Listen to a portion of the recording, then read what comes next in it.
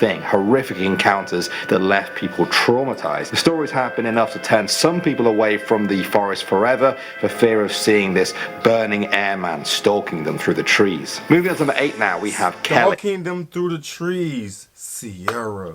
Why are we in the woods? You remember that road trip? And it was dark. And I was driving. Right. And we was on the side of some woods that had no traffic on the other side. Oh. And we heard like...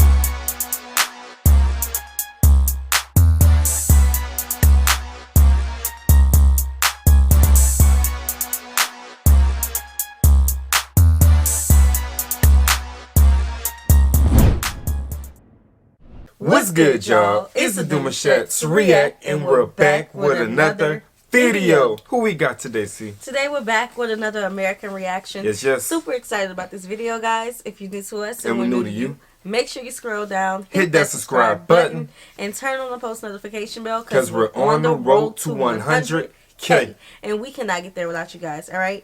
Join the family. Without further ado, let's get into the video.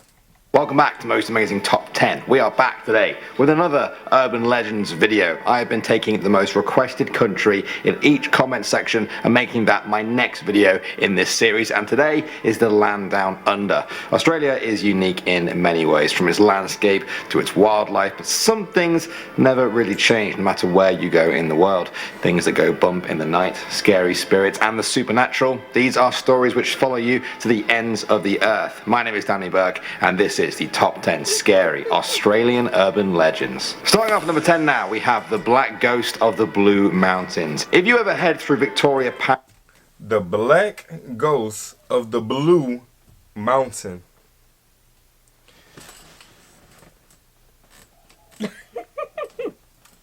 You don't feel some type of way when you go in the mountains? I do. I mean, look at the I feel backdrop. protected, Look at the though. backdrop, though. Look at his backdrop, bro. Like, he got a whole creepy woman thing going on there, like, Alright. That's on Australia's Great Western Highway. Keep an eye out at night. For more than a century now, truckers have reported seeing the ghost of a child bride called Carolyn Collette. She was beaten to death by her ex-boyfriend John Walsh in 1842 out there in the pass. Now they say her tortured soul haunts those who pass by on a dark, cold night. It's claimed that the colder the night, the better. When black ice covers the road, threatening to spin vehicles down to their doom, everyone is forced to slow down. Once everyone is slow, Caroline is said to approach, ready to seek vengeance for her gruesome death. Next up at number 9 now, we have the burn. Or maybe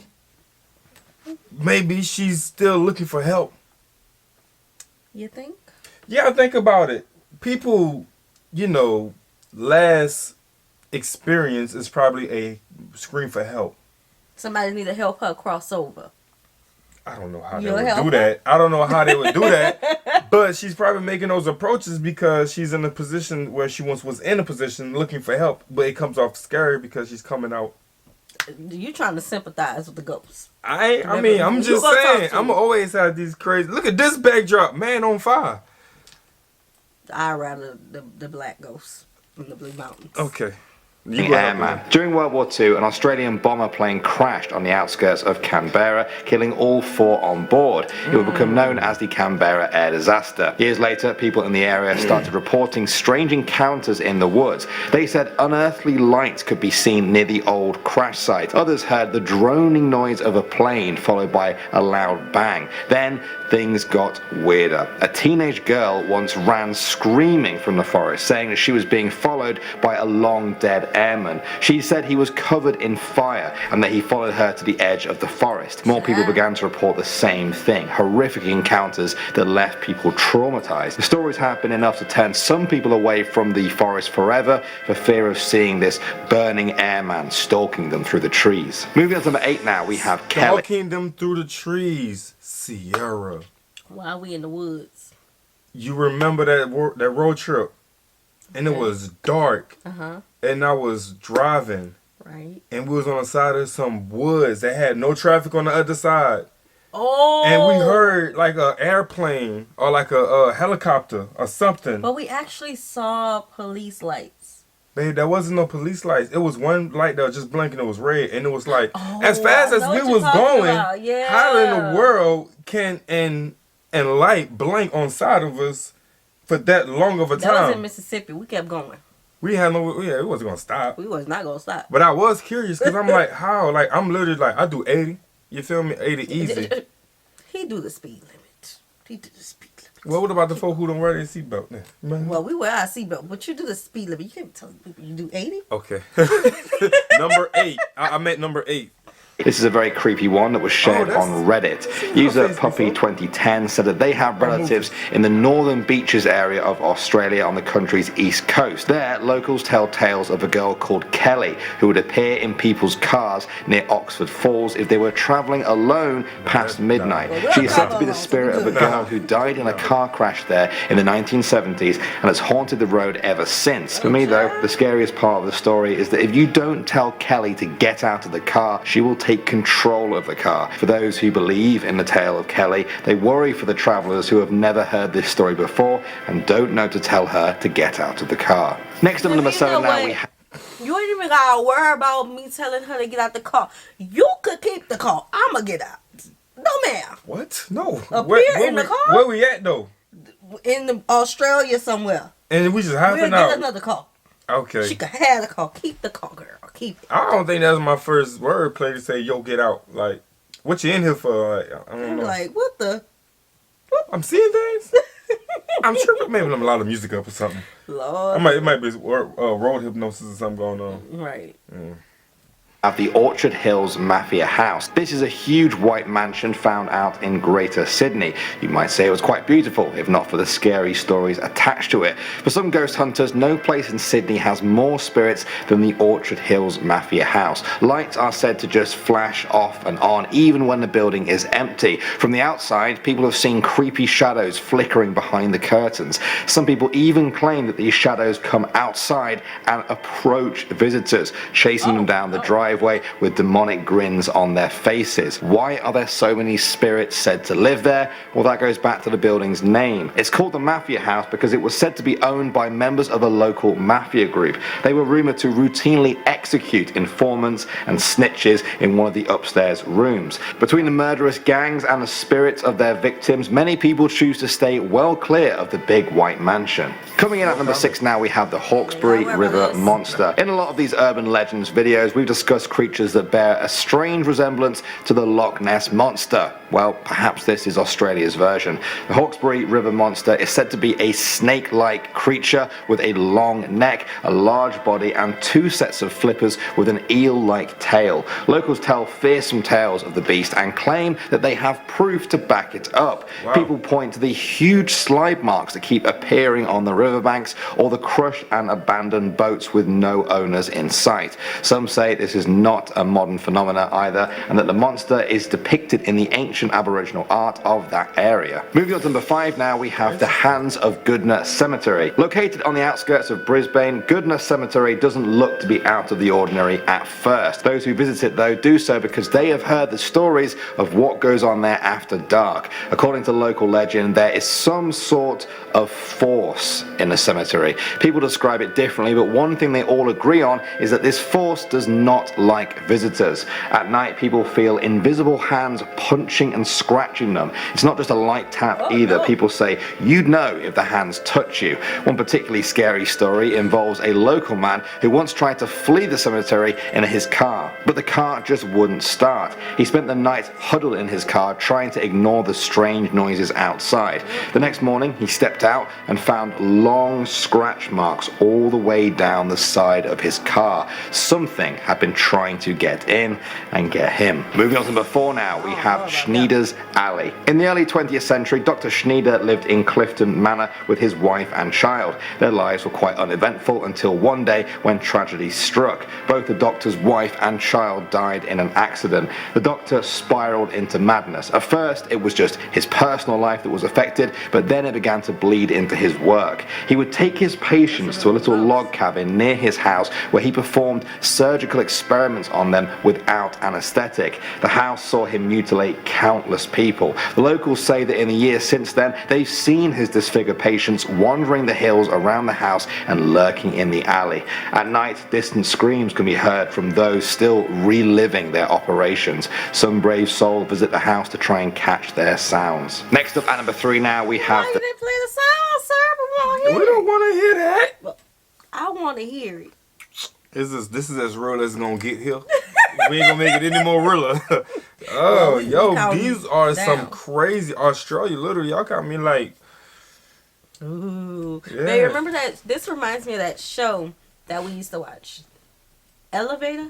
Elevator. Elevator. Yeah, that was a cool show. That's it? Yeah. Just want to say that? Yeah, it was about like all of, similar to that, like the doctor offices, the doctors who would do things like that to their patients and the ghosts. Yeah. Elevator was a good show. If you could stomach it. Right. If you could tell, we've been interested in things like this. Yeah. Satanist cult. The King's Park in Perth draws in many visitors during the day, but at night it plays host to all kinds of spooky legends. One of this is the satanic cult. It's said that on certain nights a secret group of devil worshippers descend upon the park where they perform strange rituals. Occult symbols are drawn, effigies are burnt, and all kinds of demonic behavior takes place upon the grassy slopes there. Some even say that human sacrifices happen there. This legend has only been fueled by the reports of local homeless men going missing after they visit the park. People believe that sleeping in the park after dark is inviting yourself to be killed in the name of the demons that the cult worships. Next up at number 2 now, we have the Markery Field Station. In the southwest suburb of Sydney lies a train station with a grisly secret. When the last train leaves Markery Field Station and the platform is totally empty, a faint cry can be heard in the breeze. Believers say the station is haunted. For those that find the crying scary to hear, things only get worse. Some say the crying eventually stops, and then, after a short pause, it turns to blood-curdling screams of anguish. On some occasions, people even see the ghost itself, a teenage girl roaming the platform with dark blood covering her face. She cries and cries, then screams and screams. For me, though, the creepiest part is that sometimes she stares right at you. And finally, number 1 now, we have the Min Min. See, they'll get me right here, because I'm a sucker for kids, right? Oh my gosh. Now, I'm not a sucker in the point where I'm going to get myself in danger, but I'm going to be like, babe, you heard that? Babe, go check and make sure that the baby not down the street. You hear that part there? That's the part that gets me messed up. Cause see, I gotta be like, your eyes. Why do I need to go with you didn't heard that? I ain't hear nothing. I was actually had my headphones in on max level. I didn't hear nothing. Take it off. Just listen again. Yeah, but at least now we know not to go to the train station at night or go to the last train. But what is this though? Like, is this a mindset that you have to like dive in 100% to experience this? I don't know. Sometimes we make our own reality. Yeah, paranormal. Yeah. Sometimes we go out there looking for it. Yeah, we seeking ain't doing it. that. You know what I'm saying? That's it's like, is any bones? They gotta know if it's real or not. Right. You do that. No, you like stuff like that. Yes, you do. You like to watch the scary movies at night. I can't watch it at night. I'll watch it in the daytime. I'll watch 5 back to back in the daytime. But at night, nope. It's not about to be the last thing I see before I close my eyes. Nah, I'm a little different, yo. I don't know what she's talking about. Lights. Those who have ventured to Eastern Australia's outback will often return with tales of the Min Min lights. On some nights, burning lights are said to appear in the distance but never get closer. They keep pace alongside the car but never get any nearer, almost as if it was watching you. Some people believe that if you leave your car, the lights will stalk you through the Australian outback. But hey, don't take my word for it. Unlike many of the other ones we've talked about on our list, there has been documented cases of the Min Min lights. You can find footage on YouTube filmed by locals. In 2003, a report suggested that the lights are just a trick of the light and appear under certain conditions. Others believe this only deepens the conspiracy. They say the government is trying to shake people off the trail and not discover the true nature of the Min Min lights. Alright guys, I want to know which one of those was your favorite. Alright, I don't have a favorite now. I find it interesting that the Min Min lights was number 1 and it would follow you after making a statement about a story we didn't had. Right. About a light on the other side of the bushes. Well, at least it didn't follow us. It did. Because we was going 60 miles per hour. And we didn't know what the light was.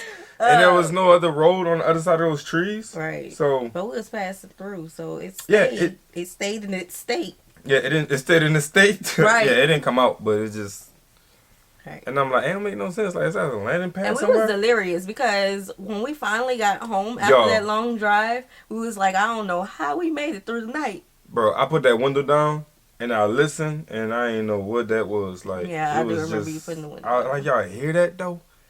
Bro, okay. The Min Lights probably. That's what we probably experienced. Who knows? Right. Okay. So this was cool. Let us know the truth behind some of these things. Yeah, and all of them. Not some. if you experienced it, that will be interesting. Yeah, don't come with no crazy stories now. Like some of y'all be probably piecing stuff together. We need the facts. Right. We want your true experiences. All right. So we hope you guys enjoyed this video with us. Like this video, subscribe, turn on the post notification bell. We have enabled our super thanks if you like to support the channel that way, as well as our reaction request form is in our description box below. We'll see you soon. Peace.